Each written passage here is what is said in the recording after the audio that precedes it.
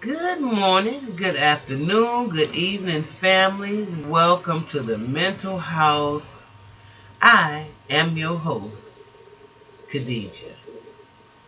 I'm gonna jump right into this and want to say hello to the family real quick and listen, trying to put together some different changes for to build this channel. So now that I'm doing this, I'm kind of liking uh, the um, the process of vlogging and having a one-on-one response with people that converse back and forth with me. So I am thinking very seriously um, about, right in the meantime, I'm going to be using some different studios because I'm going to be in the process of trying to maybe kind of build a network of communication with individuals and doing a little bit more live streaming so we can get to know each other and converse with one another, those of us that are out here. So stay tuned for that in the future. And some of you that are conversing with me via comments or whatever, maybe we can do the hangout, and hopefully I can engage with some of you a lot more that way. So that's something I'm looking forward to coming up, and also to start doing some interviews with individuals that I know that have been in this fight with me or this struggle, whether they are musicians or whether they are historians. Um, I just want to open it up to that type of a dialogue. Okay. Second of all, I want to give a shout out to Kid Cudi. I'm sorry, Kid Cudi. Sorry. And for his commitment to his mental health, because y'all know in the black community, we a lot of us are just starting to see that our mental health is just as important as our physical health. And we also know that there is a certain stigma in the black community about mental health. So a lot of us do not want to deal with that issue. But a lot of us are sick as hell. And we got a lot of family members who are sick as hell. Um, and I'm sure, I mean, don't get me wrong, this is universal across all families. But right now, I'm addressing the how do you say, the environment around mental health. I don't think the larger group has as much of a problem with mental health as we do. I think that we just absolutely abhor it, and we don't want to go nowhere near it because we already know the control group has pretty much made us crazy in a lot of our opinion. But now, I've digressed. Let me stay forward.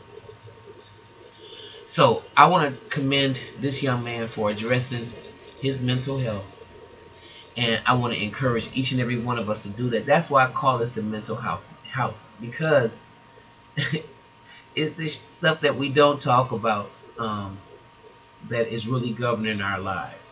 What the thinker thinks, the prover will prove. So we have to clean up our thinking, and that is so important. Krishnamurti said that, by the way. Okay, right now I want to do something real quick, and that is I want to go through these 7 myths and atrocities of Christopher Columbus that will make you cringe. All right. In 1492, Columbus sailed the ocean blue. So goes the elementary school line. But Columbus committed numerous crimes against humanity that we never learned about in school. Okay? This coming Monday, whenever you see a status update or a tweet mentioning Columbus Day, share this article in response. On the anniversary of Columbus landing, it's important for everyone to remember that Christopher Columbus was one of the most evilest men to ever walk the freaking face of the earth. And this is some of the issues that a lot of people have with some of these so-called heroes that are in America. This narcissist, the crazy narcissist, want us to worship these murders, this abhorrent behavior, this vile, disgusting rape and robbery, and the larger community wants you to be okay with that. They want you to think of that as normal behavior, and that, my friend, is the first beginning of narcissism. Okay? Because First of all, it's all lies. Christopher Columbus never once even reached the mainland of the U.S. Christopher Columbus never discovered America. The closest he got was Cuba on his first voyage. Even on his second, third, and fourth voyages, Christopher reached Central America and the island of Hispaniola, now Haiti and the Dominican Republic. It wasn't until April of 1513 when the Europeans first set foot on the U.S. main. When Juan Ponce de Leon sailed to Florida from Puerto Rico. A map of Columbus's 4 voyages shown below reveals exactly how far Christopher Columbus actually was from the New World. Okay, I'm going to put a link to this article in the description box. I believe I can do that. Columbus misrepresented the natives who rescued him as cannibals. Upon his arrival to the Bahamas, Christopher Columbus wrecked the Santa Maria. The native population worked for several hours to rescue the crew and the cargo. So now this is humanitarian. This is why I say we are spiritually diametrically opposed to the energy of these people. Despite, and when I say these people, I mean normal people and narcissists. You can already see, just take the color off and all of this, that this evil white man, if we took the color off, it would just be narcissistic, crazy person that allowed themselves to get help by someone. And despite the natives' kindness, Columbus's mind immediately went to how profitable enslaving the native population would be. In his journal, Columbus wrote, "With 50 men, they can all be subjugated and made to do what is required of them." You see the narcissism?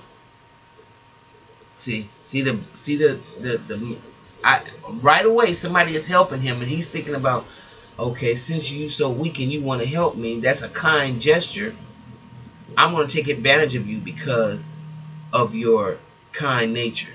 So is it with all other predatory people that pervade the earth right now. You try to help them, and next thing you know, they're trying to subjugate you to all types of shit. Anyway, despite the natives' kindness and hospitality, Columbus later described the indigenous population as cannibals when he wrote in 1493, "They are evil, and I believe that they are from the island of Caribe, and that they eat men." Columbus elaborated, describing them as savage cannibals with dog-like noses that drink the bloods of their victim. This is insane. Okay, Columbus' sailors were rapists and murderers. On Columbus' second voyage, he was accompanied by 1,200 men who viewed the native population as theirs to exploit. One particular sickening account of the raping and pillaging of Columbus' men carried out was in the form of Michel de Canil, a wealthy aristocrat who Columbus called a close friend. "While I was in the boat, I captured a very beautiful Carib woman, who said, 'Lord Admiral gave to me, and with whom, having taken her into my cabin, she being naked according to their custom, I conceived desire to take pleasure. I wanted to put my desire into execution, but she did not want it, and treated me with fingernails in such a manner that I wished I had never begun," De Canoio wrote. But seeing that, to tell you the end of it all, I took a rope and thrashed her well, for which she raised such unheard screams that you would not have believed your ears. Finally, we came to an agreement in such a manner that I can tell you she seemed to have been brought up in the school of harlots. One of the few men accompanying Columbus who eventually grew disgusted with the actions was Bartolome de las Casas. De las Casas bore witness to the atrocity of Spanish colonists committed on the native populations, and was so moved by his experiences that he renounced his past life and became a friar. committed to social justice for indigenous populations. One of de la Casa's letters, he described the monstrous brutality of colonists towards the natives, including nursing mothers and their babies. They attacked the towns and spared neither the children nor the aged nor pregnant women nor the children in bed, not only stabbing and dismembering them, but cutting them to pieces as if dealing with sheep in a slaughterhouse. De la Casas wrote, they laid bets as to who, with one stroke of the sword, could split a man in two, or cold cut his head off, or spill out the entrails of his internal walls with a single stroke in a spike. These were evil, narcissistic, crazy, insane human beings. No, beings. Because ain't nothing human about this shit.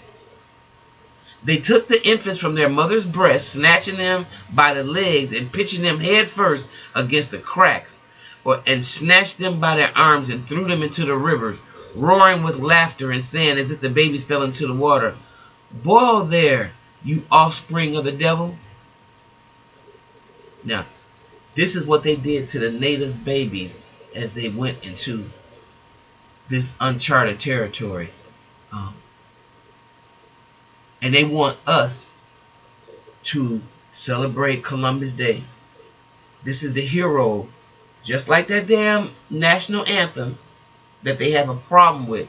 As a native, as an indigenous people, when you look at the words and someone is making mockery and actually taking pleasure out of your terror, and they want you, they're so crazy that they want you to sing that with no conscience at all, because that is the spirit of the narcissist. That is the spirit of the narcissist. Columbus massacred over 250 natives, 50,000 natives for gold. Columbus could only justify his multiple voyages across the Atlantic Ocean by assuring King Ferdinand and Queen Isabella that the newly discovered lands was rich with gold.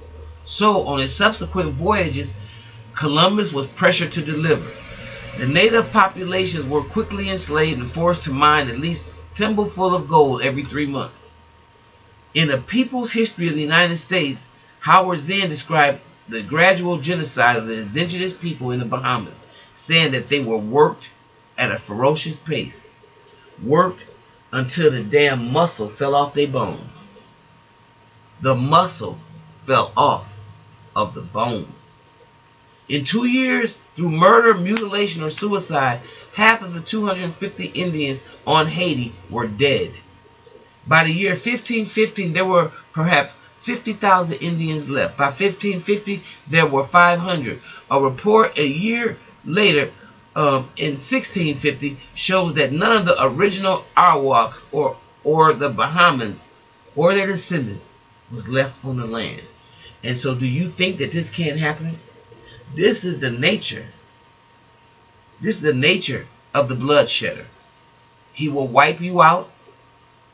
And if you don't understand this, and if you don't even understand who you are, and you still are hating on yourself, we're going to have to write your ass off. It's just that simple. Christopher Columbus sold children into sex slavery. After several voyages and raping and pillaging, Columbus and his men grew increasingly depraved. When he was replaced as governor of Hispaniola, he recalled back into Spain in 1500, he wrote in a casual tone how he provided sex slaves to his men, some of whom were small children, for a high price. Death and Taxes called Columbus the pimp of the New World. 100 castellanos are easily obtained for a woman as for a farm, and there are plenty of dealers who go about looking for girls. Those from 9 to 10 are now in demand, and for all ages a good price must be paid. That's what Columbus wrote. Okay? He said 100 castellanos are easily obtained for a woman as for a farm, and there are plenty of dealers who go about looking for girls. Those from 9 to 10 are now in demand. For all ages, a good price, though, must be paid. In the book A Dog's History of America, Mark Adair described the horrific pastime of Columbus and his men using dogs to hunt natives instead of foxes. The hellish sport was referred to as Montero Inferno. Y'all saw a lot of that in Django. Adair described how the dogs brought over from Spain were bred specifically to have bloodhound scent, with long ears and the crushing jaws of a mastiff, used to hunt down and kill the natives. Natives were even pitted against these dogs in barbaric gladiator-style death matches. A native would be armed with nothing but a stick and stripped naked, and colonists would entertain themselves by watching the dogs maul the natives by decapitating them with their jaws. The natives grew to fear being thrown into the dogs as the worst form of death. So I want all my Caucasian listeners, if any of you out there are seeing, your history that was omitted from the history book, and that's why I say it was a crime of omission and a crime of commission. This is what you should know about your history that you want people to worship. But as all people, we should know that this is nothing but history of a narcissistic, crazy, insane, evil, mad person. So nobody should want to honor these type of individuals. Columbus was brought back to Spain as a prisoner, but was immediately pardoned. Did y'all know that? News of the atrocities committed by Columbus and his men, along with his mismanagement of the island's resources, created enough outrage that in 1500 he was stripped of his official title as governor of Hispaniola and ordered back to Spain in chains. But King Ferdinand liked Columbus so much that not only did he pardon him, he funded Columbus's fourth voyage. In just 8 years, Christopher Columbus managed to begin the eradication of an entire indigenous population, put the transatlantic slave trade into motion, and established precedent for centuries of raping and pillaging by other European colonies. Rather than observing Columbus Day this coming Monday, take after Seattle, Washington, Richmond, California, Lawrence, Kansas, and other cities, and observe Indigenous Peoples Day instead. And that article was written by Vincent Schilling of the Indian Country Network.